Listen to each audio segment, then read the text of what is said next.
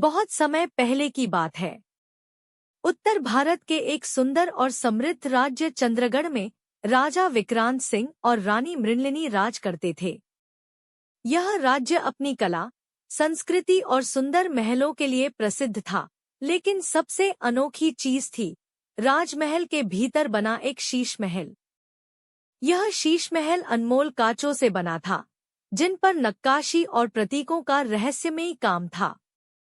कहा जाता था कि इस महल में जो भी जाता, उसे खुद का भविष्य एक झलक में दिखता।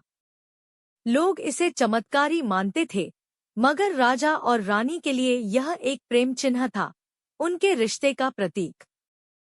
शादी के कुछ साल बाद रानी मृणलिनी इस शीश महल में ज्यादा समय बिताने लगी। वह घंटों शीशों को निहारती रहती।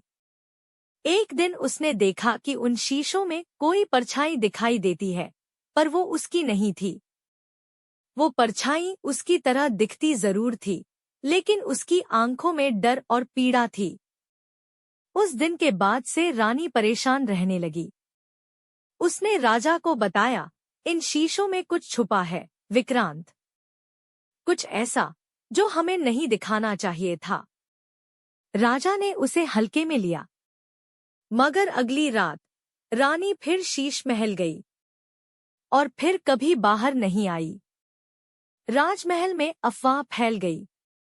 कहा गया कि रानी बीमार थी और कहीं चली गई, लेकिन प्रजा को यकीन नहीं हुआ। शीश महल के द्वार बंद कर दिए गए और वहां जाना मना हो गया। वक्त बीता, 20 साल गुजर गए। राजा अब बूढ़ा हो चुका था। उसके चेहरे पर एक गहरी छाया थी, जैसे वह कोई राज अपने भीतर दबाकर जी रहा हो।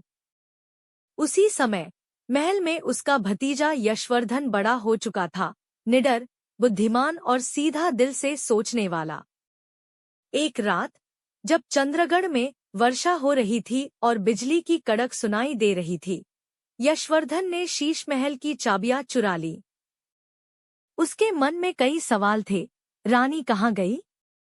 क्यों गई? और राजा क्यों डरता है इस महल से? वह चुपचाप शीश महल में दाखिल हुआ। अंदर घुप अंधेरा था। दीवारों पर लगे शीशे अब भी चमक रहे थे, लेकिन उनमें धूल और समय की दरारें आ चुकी थीं। वह आगे बढ़ा, तभी अचानक एक शीशे में उसे कुछ हिलता हुआ दिखा। रुको! एक धीमी लेकिन स्पष्ट स्त्री आवाज गूंजी। यशवर्धन ठिठक गया। उसे एक शीशे में रानी मृणलिनी का चेहरा दिखाई दिया, लेकिन वो चेहरा वैसा नहीं था जैसा उसने चित्रों में देखा था। वह चेहरा थका हुआ था, गीला और दर्द से भरा हुआ। मैं मृणलिनी हूँ, आवाज फिर गूंजी। मैं आज भी यहीं हूँ। विक्रांत ने मुझे यहीं कैद किया था। यशवर्धन स्तब्ध रह गया। रानी की आत्मा ने बताया, मैंने शीश महल के रहस्य को जान लिया था। ये शीशे जादुई नहीं, श्रापित है। इनका निर्माण एक पुराने तांत्रिक ने किया था, जो आत्माओं को इनमें कैद करता था। विक्रांत को ये बात पता थी, लेकिन वह उस शक्ति को खोना नहीं चाहता था। मैंने उसे रोकने की कोशिश की, तो उसने मुझे इसी महल में बंद कर दिया, और तब से मैं यहाँ हूँ। हर रात इंतजार करती हूँ कोई सच्चा इंसान आए और मेरी आत्मा को मुक्ति दे।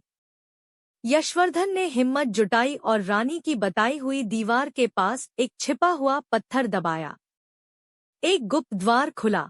अंदर एक पुरानी चौखट में एक कंकाल पड़ा था, जिसके पास रानी की अंगूठी और एक पत्र था। पत्र में लिखा था, जिसे मैं सबसे ज्यादा चाहती थी, उसी ने मुझे इस अंधेरे में धकेला। अगर कोई ये पढ़ रहा है, तो कृपया मुझे मुक्त कर दे और विक्रांत का सच सबको बताए।